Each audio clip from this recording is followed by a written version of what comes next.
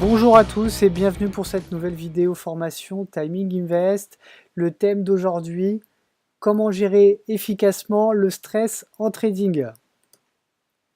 Je me présente rapidement, je suis Louis Mimarco, trader investisseur action. Professionnellement, je travaille dans la finance. Depuis une quinzaine d'années, je fais du conseil en investissement pour des clients bourse particuliers chez un acteur de la finance en France. J'ai créé Timing Invest en partant du constat qu'un grand nombre de particuliers se lancent dans l'investissement en bourse sans avoir les connaissances suffisantes. Et c'est malheureusement après avoir perdu de lourdes sommes qu'ils s'en rendent compte. Notre but, c'est de vous accompagner, en tout cas tous ceux qui souhaitent acquérir les connaissances d'une approche globale afin d'être rentable sur le long terme, et cela quelles que soient les conditions de marché. Dans le cadre de mon activité professionnelle, celle que je viens de vous décrire, je suis amené à échanger avec les clients de l'établissement pour lequel je travaille, et c'est avec plaisir que j'ai la possibilité d'échanger et parler avec eux du ressenti des marchés. Généralement, lorsqu'il y a des mouvements impulsifs, et principalement lors des baisses, cela déclenche de vives émotions. Certains, malgré qu'ils aient défini un plan d'investissement, en réaction aux mouvements inattendus, vont réagir de manière spontanée et de façon contraire à ce qu'ils avaient prévu. La plupart du temps, ces raisons d'intervention émotionnelle leur font perdre le sens de l'investissement et de l'argent. De nombreuses personnes, malgré un certain niveau d'expérience, peuvent être soumis à des périodes de stress ponctuelles et intenses. D'autres, dès qu'ils ouvrent une position, ou bien même avant de cliquer, sentent ce stress monter et le gardent de manière permanente jusqu'au clic de sortie, et cela à chaque entrée sur le marché. Pour cette raison, nous allons voir comment dominer cette sensation de stress sur les marchés financiers, qui, comme je vous le disais, peut faire prendre des décisions non voulues et inadaptées. Pour comprendre, nous allons développer les points suivants. En premier, quel est son fonctionnement? En deux, ses origines. Et enfin, en trois, comment apprendre à dominer ce sentiment. Le trader ou l'investisseur peut rencontrer des difficultés à faire face aux problèmes d'ordre psychologique et émotionnel. Et une des principales raisons, c'est qu'il ne s'attarde pas assez ou pas du tout à examiner cet aspect du trading, tout aussi important que la technique ou la gestion du risque.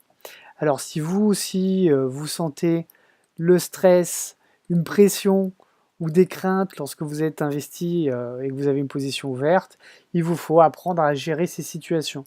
Il vous faudra maîtriser ces émotions et être un investisseur à sang-froid. Eh bien oui, pour réussir, il faut bannir toute action émotionnelle et impulsive. Donc tout d'abord, je voudrais préciser pour commencer qu'il faut comprendre que le stress provient de la peur, qui est une réaction émotionnelle et normale, et celle-ci apparaît lors d'une situation inconfortable ou lorsque nous sommes influencés par nos pensées. Quelle est son origine? Cette sensation de peur, fondée ou non, fait appel à la partie la plus ancienne de notre cerveau qu'on appelle le reptilien. Cette partie de nous enclenche de manière inconsciente les instincts de vie et de survie lorsque nous sommes confrontés à une situation à risque. En cas de danger, le stress qu'il provoque conduit à activer un des trois états d'urgence de l'instinct. Selon la situation et notre personnalité, nous allons réagir selon trois manières instinctives possibles. La lutte, voilà, j'avance les slides, la lutte, la fuite et la soumission. Lors de cette réaction de lutte, vous êtes dans le combat, le refus d'accepter la réalité qui vous contrarie, vous êtes dans le refus de perdre. Lors d'une perte, certains vont se lever, casser leur clavier, s'insulter ou bien vont tout simplement rejeter la faute sur les marchés et les algorithmes. Les émotions constatées généralement dans cet état sont la colère, la haine et l'agacement. La réaction de fuite, pour vous l'expliquer, je vous donne un exemple personnel À mes débuts, lorsque mes positions ne passaient pas dans une position, je dirais, de plus-value confortable, je ressentais le stress dès que je voyais les cours revenir vers mon point d'entrée. Et j'avais peur en fait de rendre le peu de plus-value latente. La solution de fuite consistait à fermer la position au moindre chandelier, au micro-signal de retour des cours. C'était une solution pour éloigner le danger. Je ferme la position, je passe en sécurité. C'était une réaction donc pour fuir face au danger. Les émotions constatées dans cet état sont généralement l'inquiétude et la peur. La soumission. Certains auront déjà entendu parler ou auront vécu cette situation d'être incapable de fermer une position en moins-value, être comme bloqué par le spectacle de la position en perte.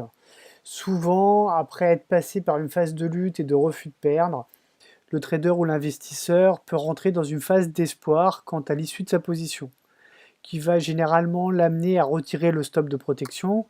Et comme on ne fait jamais qu'une seule erreur, lorsque l'état de la perte devient abyssal, ils ne peuvent plus intervenir. Ils sont comme tétanisés et regardent partir les cours contre eux jusqu'au moment où l'opération devient trop douloureuse. Et alors, ils ferment la position avec une moins-value qui vient anéantir le compte de résultat. De nombreux comptes ont été brûlés à cause de cette réaction instinctive. C'est comme se recroqueviller et attendre que passe le danger, tel un hérisson au milieu d'une autoroute. Les émotions constatées généralement dans cet état sont la fatigue, la tristesse, le découragement et peuvent aller jusqu'à la déprime profonde. Alors, comment dominer ce sentiment de peur? En premier lieu, je veux rappeler que le stress est une information qui est avant tout utile pour nous alerter. Il ne faut surtout pas chercher à supprimer totalement euh, ces sensations et ce stress. Il faut chercher à canaliser ses émotions et rester maître de ses actions. Apprenez sur vous-même pour reconnaître ces sensations et ces sentiments avant qu'il soit trop tard. Faites un travail en amont avant d'investir. Il faut connaître les raisons de ces peurs et travailler dessus. Continuez de travailler lorsque vous êtes investi. Écoutez-vous, écoutez votre état émotionnel à l'instant T. Notez vos pensées qui vous ont amené à réagir et cela vous permettra d'y retravailler plus tard. En accumulant vos données, vous pourrez détecter rapidement des points d'amélioration. Voici également quelques pistes de solutions. Je vous invite à avoir un cadre de travail dans lequel vous allez avoir confiance. Cela passe par l'utilisation d'une méthode stable. Il ne faut pas changer de méthode à chaque trade ou investissement perdant. J'exagère à peine. Certains le font. Le but, c'est d'avoir confiance dans votre méthode et de vos points d'entrée. Il faut avoir un processus de travail comme un rituel qui va vous permettre de vous appuyer sur une routine stable. Faites un plan de trading qui vous permet de mesurer le risque et de l'accepter. Sélection du point d'entrée, niveau d'invalidation, sélection des critères précis. Vous avez donc pris connaissance du potentiel de gain et de perte. Si vous cliquez, c'est que vous avez évalué l'intérêt de l'opération et que vous acceptez le risque. Ensuite, il vous reste juste qu'à respecter le plan dans le calme. Ayez des objectifs clairs et adaptés en termes de gains et de pertes, bien sûr, car ça peut être également une source de stress qui vous empêche d'agir convenablement. Je ne m'attarderai pas trop sur cette partie, c'est un sujet que j'ai déjà abordé et que vous retrouverez dans un de nos articles du blog. Vous pouvez également réduire votre exposition. Si vous prenez trop de risques sur une seule position, étudiez votre money management, adaptez-le et réduisez le risque par position. Vous pouvez également changer de stratégie de stop, tester des stops plus éloignés, ce qui vous permettra d'être plus serein. Et de manière plus générale, prenez un temps de pause après une transaction, acceptez le résultat et reprenez la maîtrise de vos émotions. Enfin, pour conclure, je dirais qu'étudier ses émotions, c'est un travail qui est personnel et difficile, puisqu'il n'est pas réellement mesurable. Il est difficile de savoir si vous êtes dans la bonne voie ou si vous avez atteint l'objectif attendu. En tout cas, c'est un travail qu'il vous faut mener au quotidien afin de pouvoir intervenir comme un professionnel. J'espère que ces conseils vous seront utiles pour votre réussite. Si vous avez aimé cette vidéo, je vous invite à la liker, ce qui permet de nous motiver et de continuer à vous délivrer gratuitement ces formations.